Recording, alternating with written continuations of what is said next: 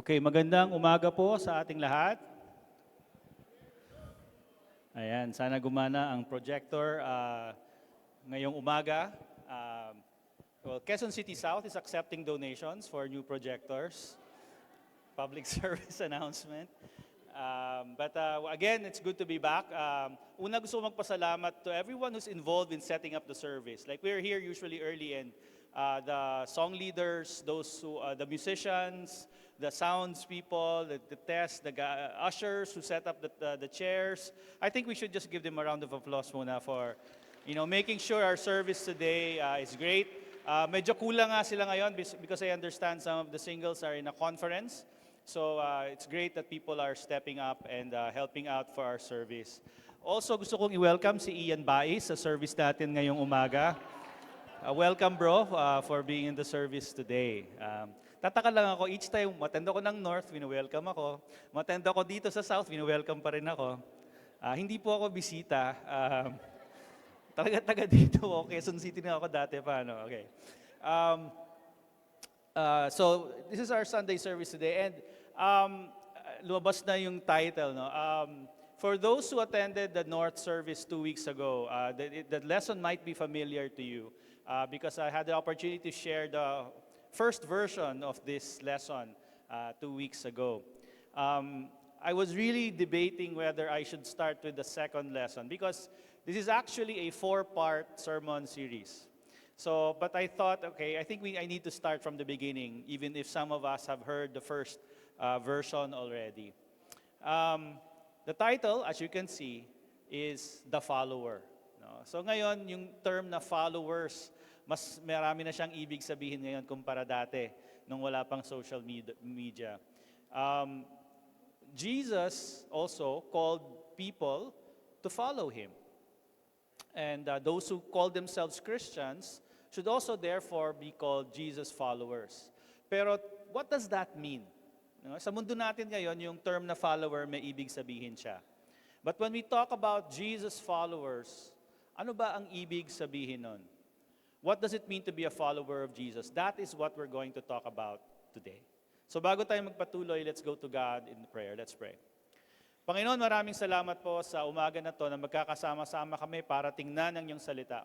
Sana po tulungan niyo po kami na maintindihan ang tinuturo ng Biblia. Tulungan niyo po kami na magkaroon ng pag-iisip na malinaw, hindi na didistract, puso na mapagkumbaba at handang tanggapin ang turo mula sa Biblia. Tulungan niyo rin po kami na magkaroon ng insight kung paano niyo gusto niyo na gawin namin or mag-respond kami, God, sa mensahe ngayong umaga. God, be with me as I share because even though, Lord God, I am not worthy to preach this message, but I really believe that this message needs to be preached to the people in this room and so that it will benefit also to the people, benefit the people outside of this auditorium. God, thank you for this morning. Thank you for this time. Let the Holy Spirit move in a powerful way. I pray that all of us will live out our lives as followers of Jesus. It's in Jesus' name that we pray. Amen. So, if you look at the Gospels, there are generally 3 groups of people na laging umaali-aligid kay Jesus. The first group of people are His enemies. Most of them are religious leaders. They're there not because they want to listen, but they want to find fault. Pumunta sila para makinig at para makahanap ng pwede nilang isumbat kay Jesus. They're looking for something to criticize, the enemies of Jesus. But also around Jesus, if you read the Gospels, yung crowds. Ano ba crowd sa Tagalog? Madla. Well, that's the masses, no? Yung mga, or before, naging sikat yung term na mga miron. Di ba? Gusto lang musyoso. Di ba? Pag may banggaan, ang daming tao, wala naman silang kinalaman doon. Gusto lang nang makita kung ano nangyayari. The crowds, they're just there. They're curious. Maybe they're there because they want to see a miracle. Maybe they're there because they want to be fed, like in the feeding of the 5,000. And then the third group is Jesus followers. These are the people who actually follow Jesus. And I think the danger for us who are attending church on a regular basis is sometimes we might think we are followers, but really all we are, we're just part of the crowd. Because if we're not followers, even if we're attending, we're just one of the crowd. And that's why it's very important for us to understand what does it mean to be an actual follower of Jesus. Jesus preached to everyone. Just because you hear the message doesn't mean you're a disciple, doesn't mean that you're a follower. You could be one of the crowd. We have to know what it means to follow para masigurado natin that we're truly followers of Jesus. We are all followers in one way or another. Lahat tayo meron tayong sinusundan. We are all following something or someone in some way. When we were younger, nung bata pa tayo, we followed our parents. We imitated them. We tried to be like them. We followed them. Or maybe we had an older sibling, kuya, ate, na sinusundan natin. Or as we grew older, we tended to become like certain relatives or certain close friends. Meron tayong ginagaya, meron tayong sinusundan. And in our world today, there are many things and many people trying to make us follow them. In fact, if you think about it, the world economy is built on the idea of getting more followers, getting more support, getting more patrons, getting more clients.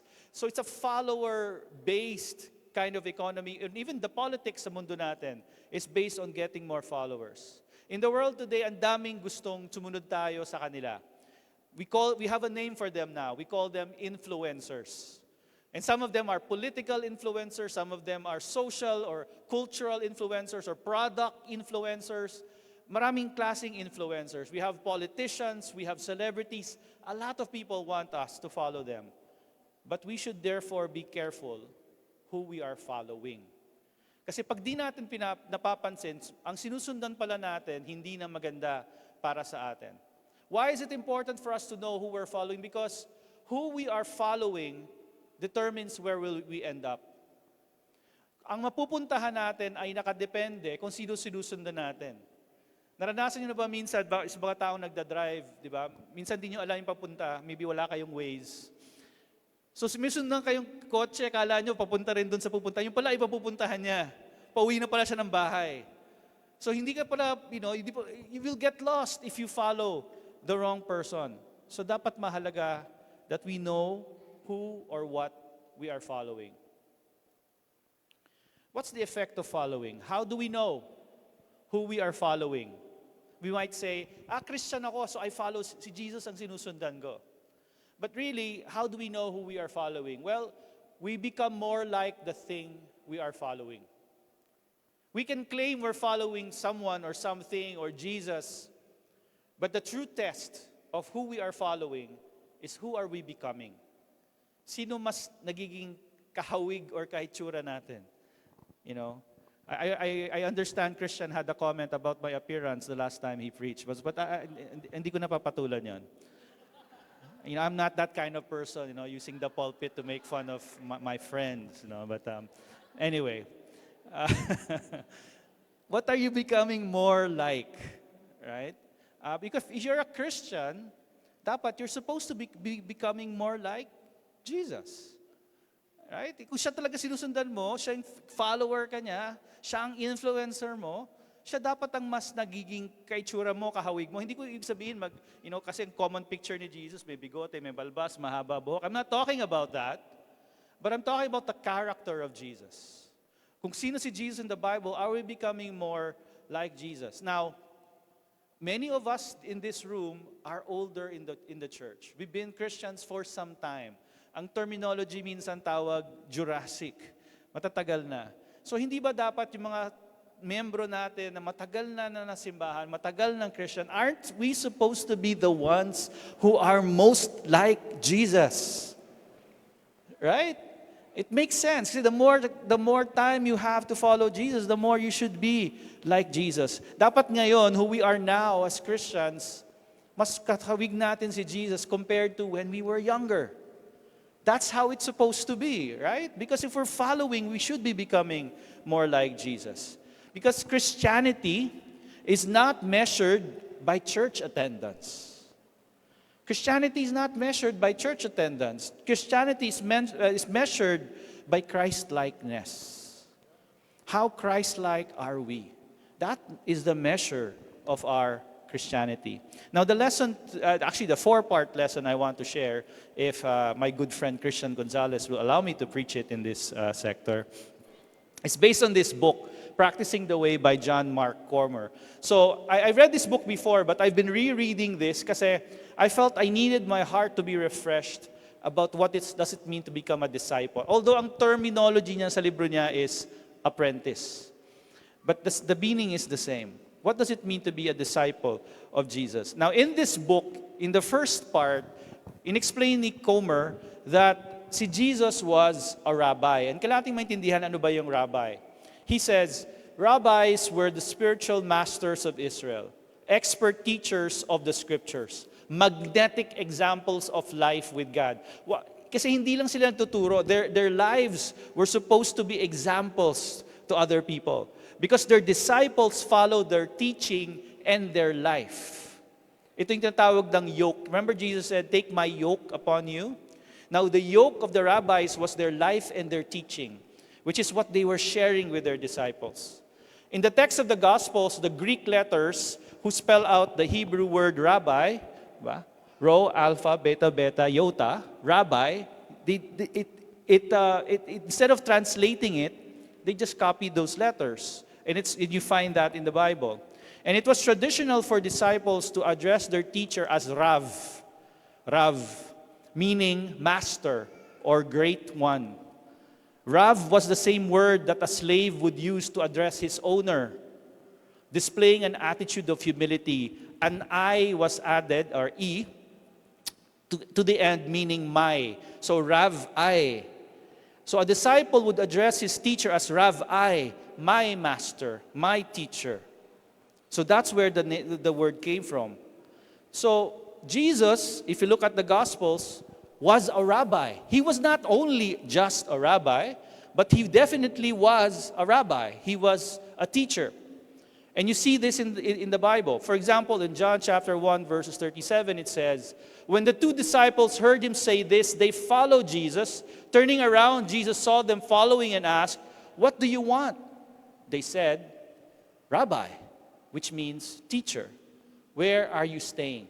Notice how John writes it here. Ginamit niya yung word, rabbi, pero may parenthetical note explaining what it means, which means teacher. Here, John explains that his use of rabbi is the equivalent of the Greek word didaskalos, or teacher. Now, in the Bible, Jesus is often called also as teacher. So maybe the gospel writers, when they wrote teacher, actually the original, it was supposed to be rabbi, but they wanted their readers, their hearers to understand, so they used teacher instead. But actually, Jesus was called rabbi by his Jewish disciples. So Jesus was a teacher. We see this many times in the Bible. Sabi sa Mark chapter 1, verse 22, and they were astonished at his teaching, for he taught as one who had authority, not as the scribes, or in other versions, teachers of the law. Sabi sa Matthew chapter 13, verse 54, and coming to his hometown, he taught them in their synagogue, so they were astonished and said, where did this man get his wisdom and these mighty works? So you see many stories about Jesus that are like this, where Jesus would teach. Jesus was definitely a teacher. And not just any teacher, he was not the kind of teacher na makakatulog ka habang nagtuturo siya. Students, can you relate? You know, don't you have these teachers na pag nasa klase ka, antukin ka talaga? Jesus was not that kind of a teacher. When he taught, he grabbed their attention and they were amazed at his teaching. He was the greatest teacher that they've ever seen. In fact, there's a story where soldiers were supposed to arrest him, pero nung napakinggan siyang nagtuturo, they didn't want to arrest him anymore. People traveled from faraway places just to listen to Jesus teach. Jesus was a teacher. We know this. I don't have to belabor the point.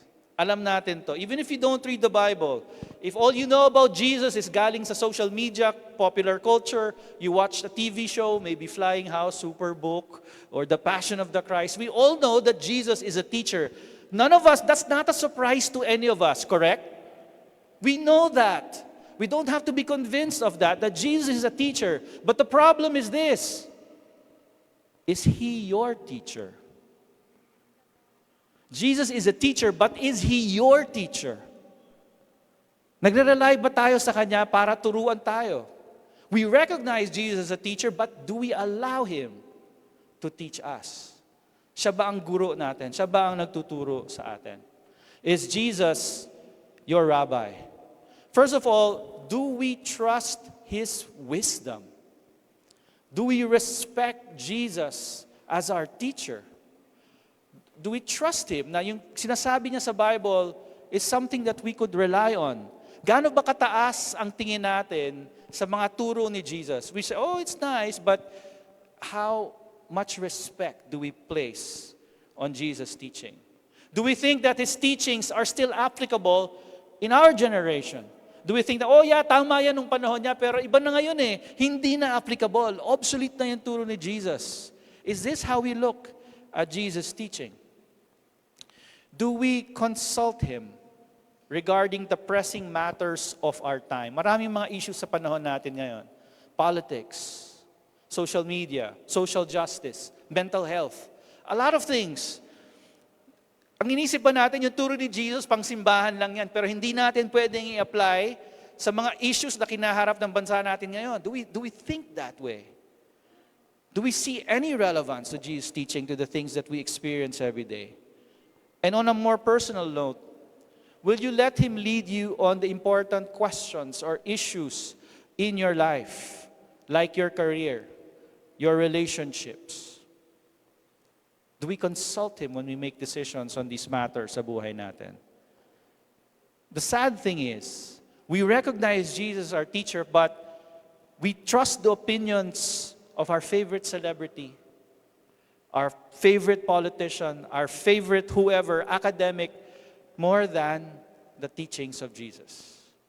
We trust the internet, our reels, our videos, more than trusting in Jesus. Why is that? You know, we trust in Waze and Google Maps. Di ba? Pag we don't question it, sunod lang tayo ng sunod. But pag si God, sa Bible, we question, is this really true? And I think the problem sometimes, it's because we equate Jesus' teaching with the way some religious leaders teach it. And I admit, there are many religious leaders in the world today that claim to speak for Jesus, but what they are teaching is really not from the Bible, which is simply wrong. But just because religious leaders preach the Bible or Jesus' words in the wrong way does not mean his teaching is irrelevant. It only means that those teachers are wrong. You know, so then you might say, how do we know what you're saying is right, bro? Well, look at the Bible. And that's my point. If you study the teachings of Jesus directly from the scriptures, makikita nyo kung gaano siya katama. The sad thing is sometimes we criticize, we condemn, we think Jesus' teaching is wrong, but we never really bothered to look at it directly. We just rely on, sabi kasi ni ganito raw turo ni Jesus. Why? Have you ever tried looking at it with your own two eyes? And trying to understand whether or not yung turo ni Jesus is really wrong or not? Or are we just relying on second-hand information? Kung ano sabi sa inyo ni ChatGPT. To follow Jesus is to trust Him and lead you to the life that you desire. And it's hard, if not impossible, to entrust your life to someone you don't respect. Do you respect and trust Jesus as your teacher? I implore you, don't just rely on second-hand information about Jesus' teaching. Take a serious look at Jesus' teachings yourself. Read the Bible yourself. And on a side note, yung pagiging disciple and master, it's kind of like Star Wars. I like Star Wars. Di ba, sa mga nanonood ng Star Wars, di ba, during the time of Jesus, Jesus didn't create, rabbi and teacher-student relationship. It was already existing during the time of Jesus and even after. And it's the ang analogy na naisip ko palagi is parang sa Star Wars, may Jedi Master at may Padawan. Right?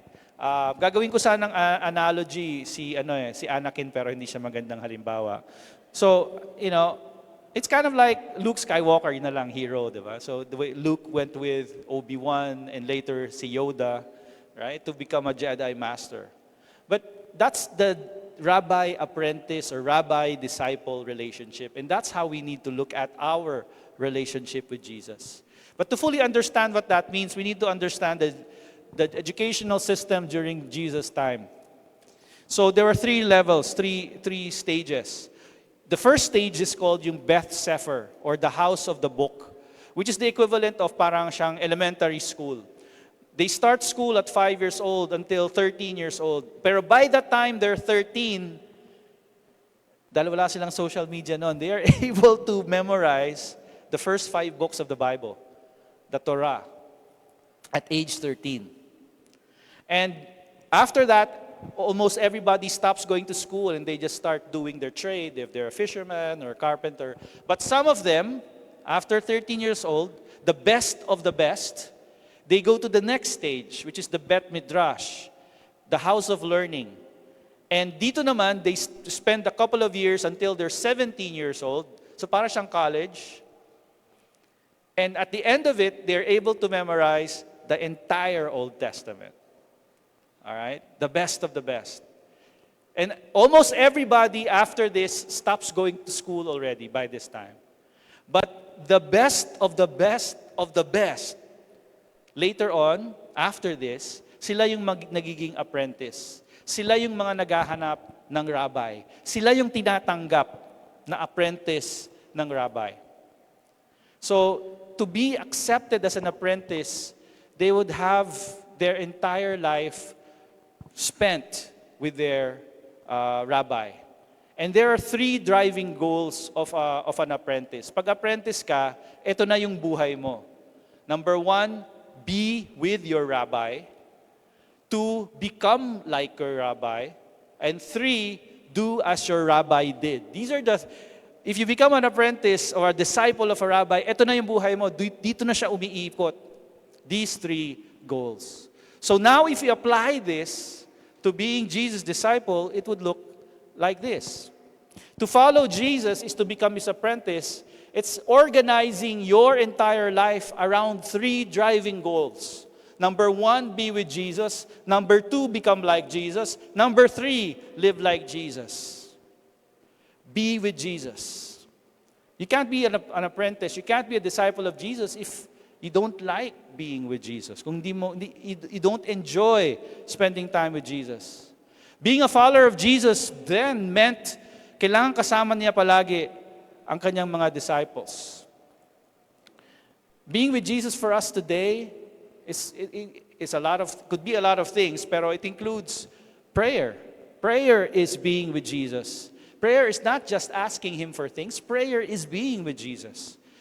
We are with Jesus if Jesus is our home.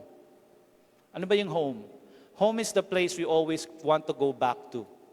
Saan man tayo mapunta, saan man tayo mapadpad, ano man ang gawin natin, maganda o hindi, we always want to go home. And being with Jesus is having Jesus as our home. This means that when we are happy or sad, ang gusto nating kausapin to share about it, Jesus. When we are tired or excited, who do we think about? Jesus. When we are when we're waiting, mahaba yung pila, or we're taking a pause, nagpapahinga tayo, where does our mind go to? Does it go to Jesus?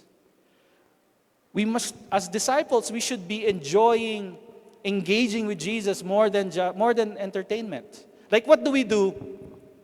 Naghintay tayo sa pila or wala tayong magawa or pagod na tayo.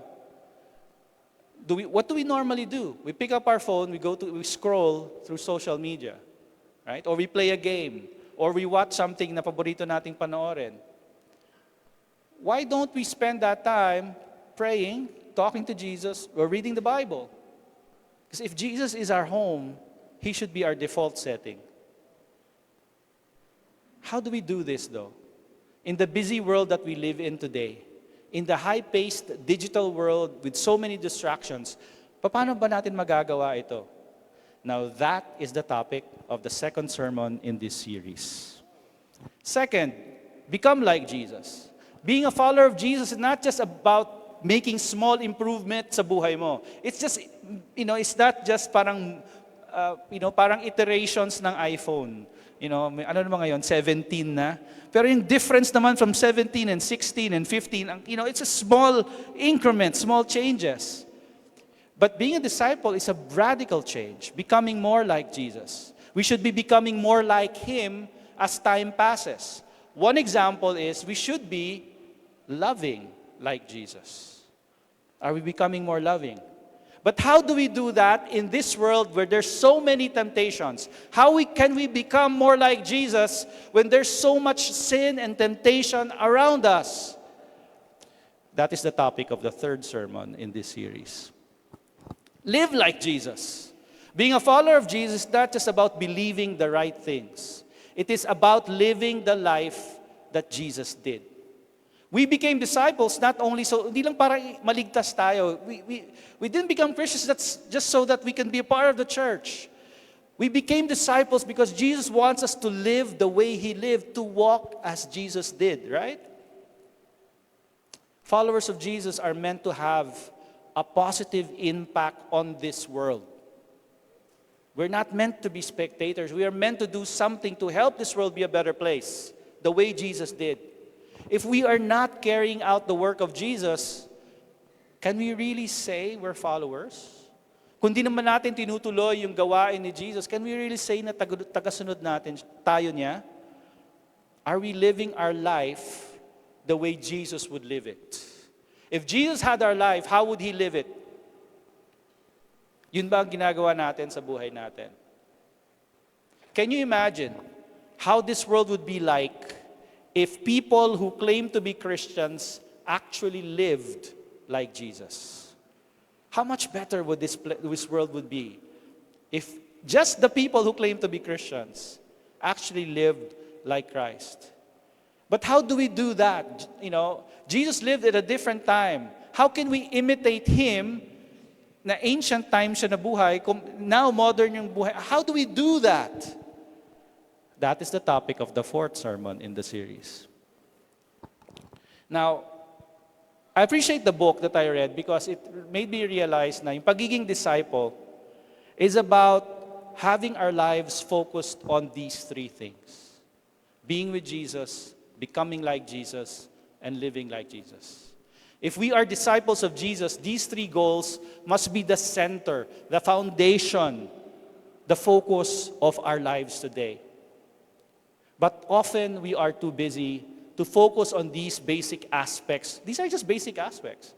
But often, masyado na tayo naging busy na hindi na tayo makafocus sa mga basic aspects of discipleship na ito. What happens is that we are preoccupied with work, with our career, with school, or even church activities, that we can't even enjoy our time with Jesus. How many of us have great quiet times before we go to church or during Sundays? Or do we just spend the whole Sunday with church activities? But we are not being, or we might be sitting in church right now, participating in the service, but are we really being with Jesus while we're here? We fill our schedules, developing our careers, or making more money. I mean, that might be a good thing because we might have a lot of things to pay for, but are we focused more on that rather than the activities we need to do to become more like Jesus? We spend more time and energy following our desires rather than living like Jesus. The result is that we have become too busy to focus on what it means to be a disciple. So maybe, in one of the things that Comer talks about, maybe we need to slow down and start focusing on the things that really matter, which is the foundation of our discipleship. Maybe we need to slow down. Sabi niya in another book that he wrote, we need to ruthlessly eliminate hurry in our life. Take away the things that are distracting us from what's truly important. We need to be like Jesus, become like Jesus, live like Jesus. Now, in the Hebrew, the word for disciple is talmid, and it simply means, parang si Christian, no? Simply, okay. It simply means, ay nga pala, I promise not to make fun of my friend. Okay. A student of a teacher or philosopher, not just a learner, but a practitioner of an embodied way of life, one who is diligently working to be with and become like their master. Ito yung mga disciples, ito yung sabihin ng discipleship. Then therefore to follow Jesus meant to walk alongside Him in a posture of listening, learning, observation, obedience, and imitation. This is what Jesus wants us to become. Not perfect, but a listener. Not loud necessarily or fired up, but observant. Right? Someone that wants to be like Him. Is this the kind of person you want to be? Ganito ba yung klase ng tao gusto mo maging? Do you want to learn more about Jesus, to become more like Him? Is this the kind of life you want? Because this is what it means to be a disciple. It's a way of life. The original name for the community, hindi naman tawag sa kanila noon ICOC. Hindi rin tawag sa kanila noon originally Christian Church. The original name for the community of Jesus' disciples was The Way. Kaya nga may gumamit ng pangalan na yan ngayon, di ba? But anyway, The Way, ang daan. Di ba? Followers of the way. Yun ang tawag sa kanila noon. And you know, the Greek word for way is hodos, which means a road or a path. Following Jesus is following the way of Jesus. Being a follower of Jesus is following the way of Jesus. Christianity is not just something we practice pag linggo. Christianity is not just something we do pag meron tayong devotional.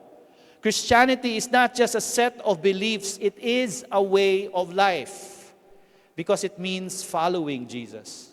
Christianity is not just a belief, it must be a lifestyle, a journey, what we do with our lives. Because Jesus is the way. Sabi sa John 14:6, Jesus said to him, I am the way, the truth, and the life. If you follow the way of Jesus, you will know the truth, di ba? If you hold on to the teaching, then you will know, then you will really be my disciple. Then you will fall to the teaching, you will know the truth, and the truth will set. I think I'm misquoting the scripture, John 8:31-32. But following, obeying Jesus, it allows you to know the truth. And when you know the truth, then you will have the life that Jesus has for you. Jesus wants us to follow Him, not to give us a hard time, but so that we can experience life. Sometimes we think Christianity is about choosing a more difficult life. It's actually about having the best life possible. There's a way of life modeled personally by Jesus Himself that is far beyond anything else on offer in this world. It can open you up to God's presence and power in ways most people only dream, but it requires you to follow a path marked out for you by Jesus Himself. Comer said that. And this path leads to a narrow door. Sabi sa Matthew 7:13-14, enter by the narrow gate, for the gate is wide and the way is easy that leads to destruction, and those who enter it are many.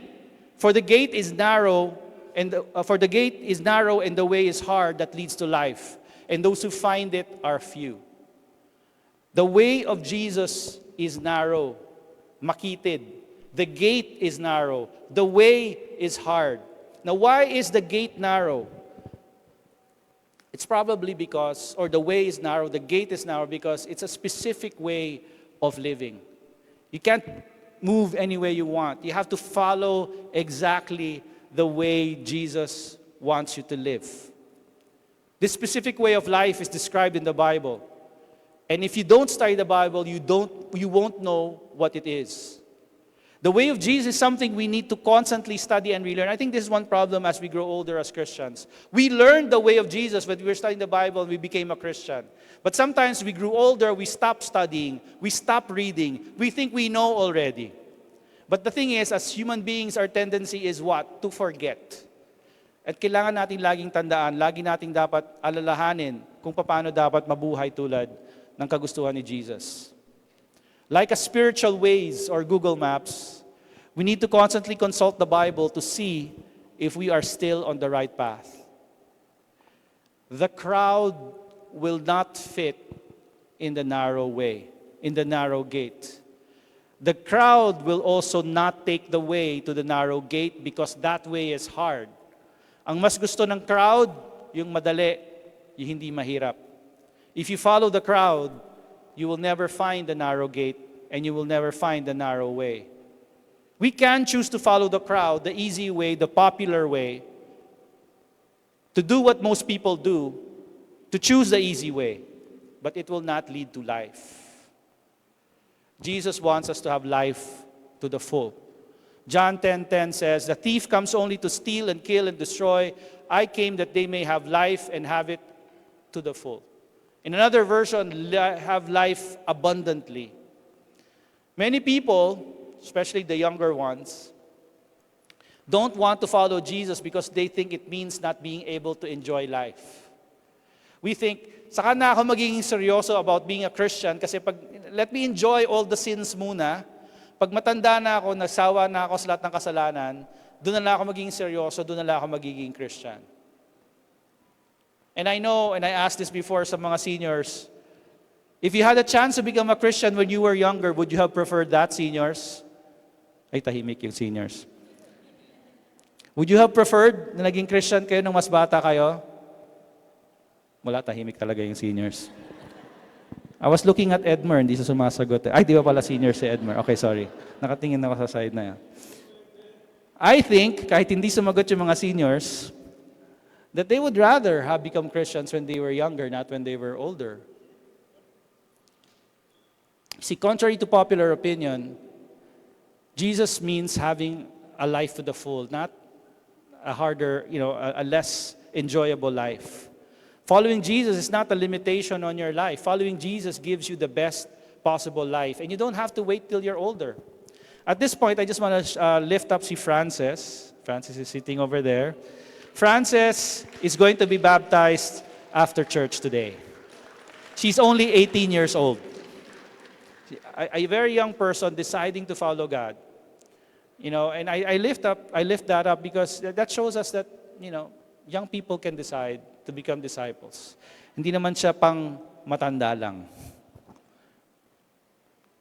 In Mark 8, verse 34, it says, "Then he called to the crowd to him along with his disciples and said, 'Whoever wants to be my disciple must deny themselves and take up their cross and follow me.'"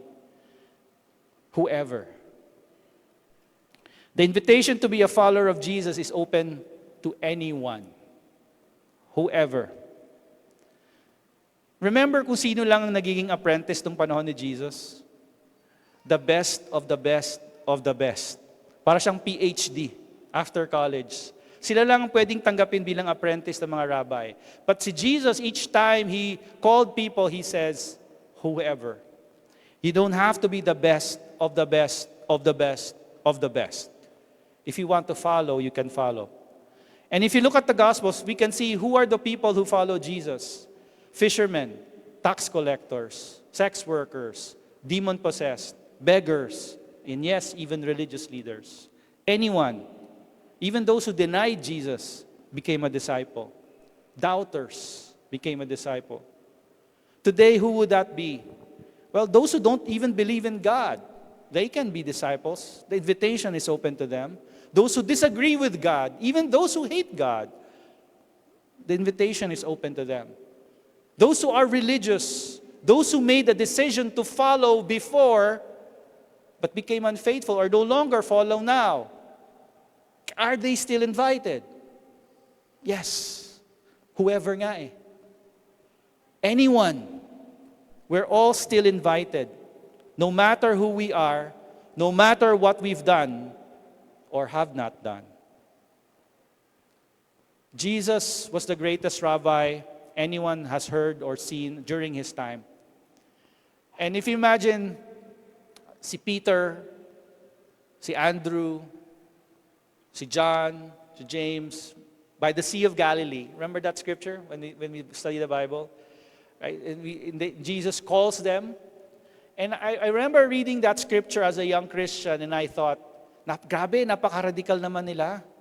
Isipin nyo yun, iniwan nila kagad yung lambat, iniwan nila kagad yung pamilya nila just to follow Jesus.